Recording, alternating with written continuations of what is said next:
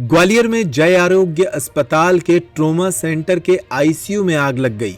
Staff ने आग पर काबू पाकर आनन फानन में यहां भर्ती मरीजों की शिफ्टिंग शुरू की। इसी बीच दम घुटने से एक मरीज की जान चली गई। हादसा मंगलवार की सुबह 7 बजे एसी का कंप्रेसर पाइप फटने से हुआ। उस वक्त आईसीयू में 10 मरीज थे, 7 की हालत गंभीर हुई है। हादसे में जान गंवाने वाले शिवपुरी के आजाद खान को 3 दिन पहले ही अस्पताल में भर्ती कराया गया था। आईसीयू में वे वेंटिलेटर सपोर्ट पर थे। अन्य 9 मरीजों को न्यूरोलॉजी के आईसीयू में शिफ्ट किया गया है।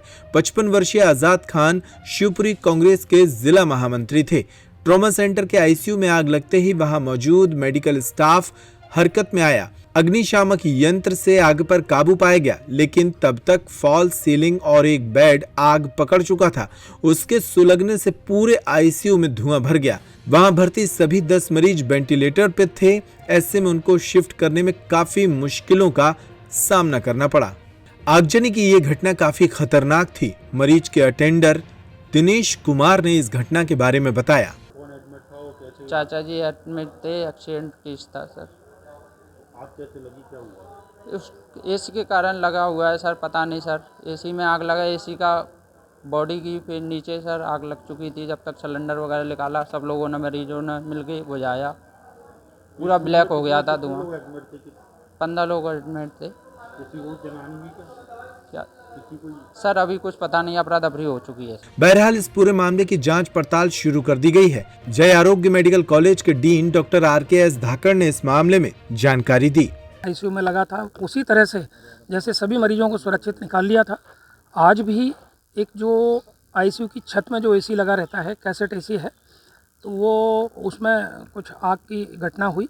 और सुबह ही मैं मॉर्निंग वॉक पे था, तो मुझे जैसे ही खबर मिली तब तक हमारे जो वहाँ चिकित्सक, पैरामेडिकल स्टाफ, गार्ड वगैरह जो भी थे, उनने तत्काल सभी मरीजों को उसमें से वेंटिलेटर सहित बाहर निकाल लिया और आग पर तत्काल काबू पाया गया। वहाँ जो हमारे जो फायर एक्सटिंग्विशर्स लगे हुए हैं, उनसे आग बुझा दी। तो कोई जनहानि नहीं हुई है, ये एक अच्छी बात है। लगभग कितने लोग मरीज भर्ती थे वहाँ पर?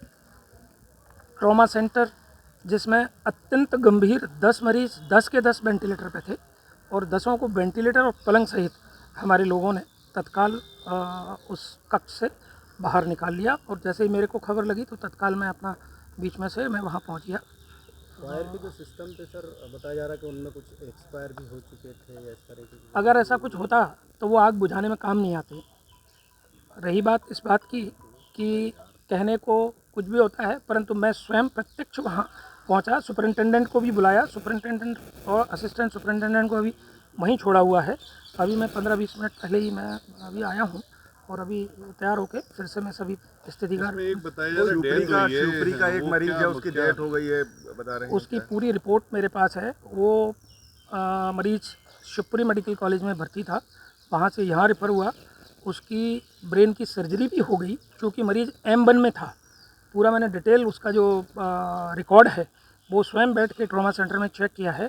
आप समझते हैं कि M1 का मतलब हमारे सभी चिकित्सक, क्योंकि हमारी भाषा में M1 को मतलब ब्रेन डेड कहते हैं एक तरह से, और वो अत्यंत गंभीर स्थिति में अभी भी वेंटिलेटर पे है। अभी मैं वेंटिलेटर पर ही छोड़ के आया हूँ उसको। तो प्रयास सभी करते हैं, पर मैंने कहा ना कि ट्रॉमा सेंटर में जो मरीज़ होते हैं अत्यधिक गंभीर रहते हैं। हेड इंजरी का हम सभी जानते हैं, तो सभी प्रयास हमारे रहते हैं, लेकिन ऐसा उसकी वजह से ऐसा कोई प्रॉब्लम हुआ है वो नहीं है। नहीं, उसका कहना है ऑक्सीजन वगैरह निकाल ली गई थी आध घंटे तक। ये संभव नहीं है। जब मैं आपसे कह रहा हूँ कि वेंटिलेटर के साथ सभी मरीजों को बाहर निकाला गया है, तो वेंटिलेटर के साथ ही आए हैं और वेंटिलेटर में सभी में बैकअप होता है। फिलहाल क्या स्थिति है? सभी पूरी स्थिति पूरे तरह से नियंत्रण में है। उन समस्त मरीजों को जो आईसीयू के हैं, तो बगल वाले कक्ष को आईसीयू में कन्वर्ट कर दिया गया